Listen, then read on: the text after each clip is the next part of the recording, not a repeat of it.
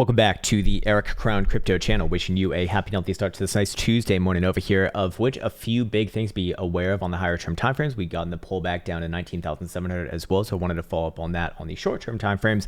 And what else? Yes, we have a sale going on. Just a few more days left to go as we celebrate 4th of July and midsummer, or whatever the European equivalent of that holiday is. You guys don't have freedom, so you guys don't get one. But the sale goes on all the same. Of course, with any one of these programs, I want to strongly suggest to watch any one of the promotional videos that might accompany them, because they're going to explain who they're for, who they're not for, essentially what to expect. Other than that, what else do I have to talk about? Yes, futures funded account. If you're looking for funding on a trading account, check them out. There is a link in the description below. And then of course, I put up a video, I think last week, something like that. They're going to have their whole process, and if you can pass their test, they will actually literally provide you a funded account that you can share with them for. Other than that, I will once again shill aggressively my Instagram. Been doing a lot of updates and just like kind of some sort of like Q&A stuff there. Seeing as, we haven't really had the live streams recently because price actually been more or less boring. It's kind of a good venue to handle some of that stuff, as well as other sort of somewhat related content as well. So that is in the link in the description below as well. All right, sweet. Let's just jump into it right now. So yesterday we were, whoa, geez, someone's like dying behind me right now. Apologies about that. But hey, could you be respectful to the people watching right now and maybe stop making so much noise? Just kidding. I love you. All right. So yesterday we were looking at a pullback down somewhere around 19,700 or so, of which it looks like we've gotten that thus far, or 19,775. Krown's wrong. Fuck him. Kill him. And make sure to dislike the videos. I don't know, something like that. Anyways, in this case right here, I am going to really pull back my own opinion, and I just want to present the data as it is so that you can, decide for yourself, because that's the whole purpose of this channel, is like not to spoon feed, but more, because who am I to spoon feed, but more or less to kind of give you essentially what I'm looking at. And in this case right here, the reason why I look at this level as incredibly important is because it's essentially going to confirm or deny a bullish reversal on the daily. So when we go over here to the daily, as of right now, Bitcoin did get an ever so slightly higher high, and we do have kind of like a higher low. I wouldn't necessarily call this a higher low. This would really be the first higher low on a potential daily if Bitcoin can dig in around this mid $19,000 region. Why do I say that, or what essentially corroborates that story? Well, you can see that we are right at the daily pivot for CME. So this, it's basically all markets. I'm actually on BitMexico right now, but this is a 618 Fibonacci retracement, pretty much coming in exactly where we're at right now. I'm kind of moving it over, but 19,700 on a closing basis. So as long as Bitcoin holds that, you actually do have potential reversal coming in right here. And what also corroborates that story is that over here on our stochastic momentum charts, you will notice on CME the daily pivot. So for today, the pivot quite literally is 19,700, meaning that if Bitcoin closes below there, daily momentum turns to the downside. And with volatility very, very low like this, essentially looking for expansion, this is the HVP of this is the HVP of historical volatility. No, it's the HVP of stochastic volatility is what it is. That would suggest that the next momentum move from this is likely to be a big one. So again, that will turn down officially below 19,700 and also signal the end of the move that we're looking for based off of this analysis right here, which we did see the daily stochastic come down all the way to the green horizontal bar. And then of course, bouncing from that has led to an average historical bounce of just under 31% and typically done over the course of just over 14 days. A lot of variance within that, but we have seen, a 22% bounce done over the course of like 8 days now. Yeah, 22% from low to high thus far. So that would be, be within the realm of possibility. That's significantly more than what we saw in the last one, for example, if that were to happen. Now, when we go down to the lower term timeframes here, this is where things get a little more interesting, in my opinion, because when we go down to the 4 hour, do we see any signs of a potential turnaround? Well, we do see not only is Bitcoin hitting that major fib, the 618, the good old golden pocket, but 4 hour stochastic momentum will turn back up with any sort of a closure above 19,900. So, somewhat good, I suppose. Definitely within striking distance. The 3 hour will also turn up above 19,950. The bi-hourly will turn up above 19,850. And the hourly will turn up above a loading screen. There we go. 19,825. So they're all kind of, within the same realm right there, about $100 difference between all of them. So That is important, and does align with a good pivot on price action. So ideally, I really would be waiting for a higher term time frame in this case, just because, this is kind of a big deal. If Bitcoin does break this region, I would, be looking for a move down to basically $19,000, give or take a couple $100 from that number. And then ultimately, what we should also do within this current price action is check out this as well. Or sorry, actually, before we get into that, I should show you as well, if Bitcoin does confirm a local low here, then it will actually initiate hidden bullish evidence on a time frame as large as a 12-hour. So that would be this low here versus this potential low right here, which is not a low right now. So we'll talk about what would actually confirm this as a local low, which is not going to be happening like anytime soon, or as far as price action goes. But ultimately, that would be in the cards. So there is a setup there. It's potential right now, but just as before, potential setups are not the same thing as confirmed setups. If you take potential setups, yeah, you potentially get more reward, but the take back of that is that there's more risk inherent of it. And for confirmed setups, obviously there's less reward, but less probability that the setup actually fails. In this case right here, you can see all of those in motion. And so what would actually confirm a local low here, thus confirming hidden bullish evidence on a time frame as large as a 12-hour. And of course, it would simultaneously confirm momentum turning back up on all time frames on the lower end up to a 4-hour right there. Well, in this case, I'd actually go down to a very, very low time frame in this case.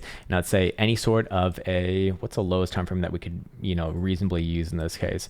I do think a 4-hour time frame closure above 20,750, that sort of last little breakdown level that we did see from yesterday, would do that, at least for myself. And then yes, I'd be looking at another run towards the current highs, which is in the mid 22s, and then very likely continuation from there, as that would start to really mark off this whole formation as one massive ascending triangle, which Bitcoin does like to Bitcoin likes to reverse on both ascending and descending triangles. In this case, ascending, obviously, to the upside. It's actually what we saw in 2018 and 2019, and to the downside, that's actually what we saw after that rally in 2019 to the downside, and also in 2018/2017, so on and so forth. So in this case right here, if that does get nuked, if you will, then that goes out the wayside. And to be fair, as of right now, that level, if you are going off the triangle, which I do think is not as good in just personal opinion, but again, decide for yourself, would be about 19.5 rather than 19.7.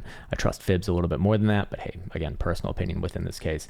Other than that, 4-hour has another 54 minutes left to go. So let's see if it actually holds within this region. Again, personally speaking, I would be waiting on a higher term time frame closure for today. And if it does break below, very likely another retest of these lows over here in the 19,000 to 18,600-ish region, and probably lower than that over time. What I'd also like to show you, or what I also like to do in these situations, is check out something like this. So this is the inverted chart that I'm about to show you. And the question is, would you be bullish or bearish on a chart that looks like this? I, again, will hold back my own opinion and just kind of leave it as it is. And there you go. Maybe we even put it onto like a 5-day. What do you think about the 5-day? Are you bullish or bearish on that? What about a weekly? Are you bullish or bearish on that? And so on and so forth yet again. So other than that, now I wanted to talk about some high-term time frame hopium, and then also let's just talk about some high-term time frame hopium. Because man, if I start to get bearish from here, it's going to get much worse. If especially if let's say 16,000 I won't even talk about that right now, because I don't think it's appropriate for what is really meant to be like a more low-term time frame day. But ultimately, this is kind of like, this would be the area, in my opinion, for the boo laws. All right, so let's go back on over here. This is the good old pi cycle indicator. Works for both highs and lows. Not well tested, I would say, so do keep that in mind, or at least in my opinion, there's only been 2 pi cycle lows before that we've seen, and yeah, it has been pretty damn good at getting them. Problem with this is that if you do go down to a daily, it does quickly get revealed that back on over here in 2014, which on a weekly looks just about perfect, you'll actually notice that it called the low about 3 days before the actual low was in, and that kind of matters, because that was another almost 40% to the downside after that signal was given. So, just to say, now when you put it over here on a weekly, it's literally on the low, which is perfect. And the 2018 one was, on the low as well, which was great. And the reason why I'm calling it out is because it's pretty much there. These two moving averages are, like you really need to get a magnifying glass to even see it right now. But, you know, those are, for all intents and purposes, basically crossed. This will happen this week, unless if Bitcoin were to rally like literally well past $30,000, shit, well past like $40,000 in the next 24 hours. I highly doubt that that's happening. And in this case right here, you know, we're gonna get the signal this week, maybe tomorrow, Wednesday, but sometime between Wednesday and Friday, extreme high probability of getting that actual signal. So the question is, in the worst case scenario, or at least historically the worst case scenario, what would things look like if things did dump 40% basically after confirming a signal like that? That would put Bitcoin at about $12,000. Just saying. So just because that signal, even if that signal does get ticked off here, it would not be like, you know, there'd still be risk. What would indicate to me that things are, you know, more or less good is if Bitcoin could pop back above and especially take out the range highs here.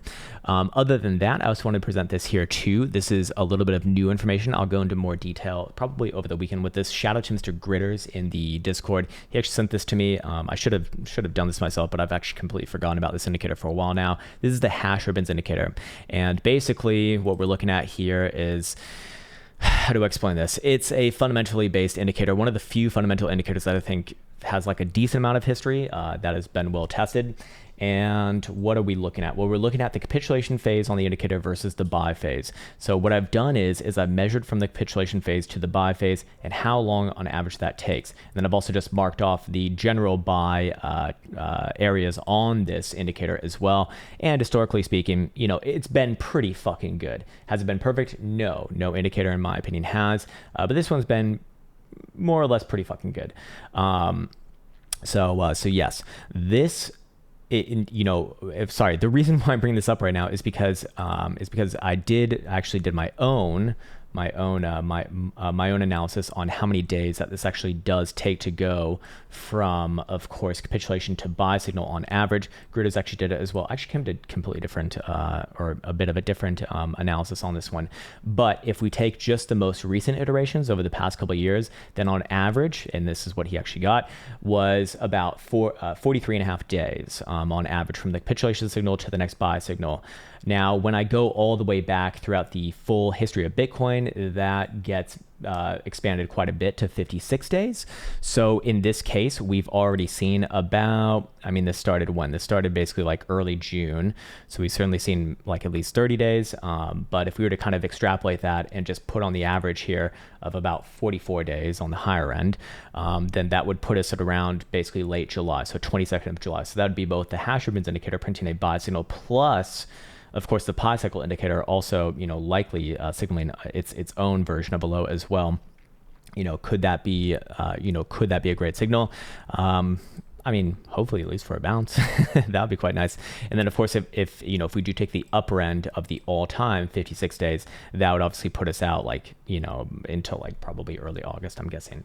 So just something to kind of keep an eye on. If you happen to give a fuck, these things I think are a lot less tangible as far as, just general day trading goes. Obviously it's not really relevant towards it in my opinion, but in this case right here, this would be, at least in my opinion, the area that you'd be looking for on a higher low if you do want to be bullish on Bitcoin, kind of front running a bit of a reversal here on some time frames that actually do hold a lot of weight for the long-term trend. So with that in mind, I think that's a good place for me to shut this one off. We already spoke about everything. But I always do this at the end. Bybit, yeah, there you go. Bybit, they do have a good promotion going on right now. They have 0% on maker fees, meaning that you do not pay any fee if you put in limit orders that are not filled at market value, obviously. And there is a link in the description below for that promotion. So with that in mind, I'm going to be signing off now. Take care, much love, and see you hopefully soon.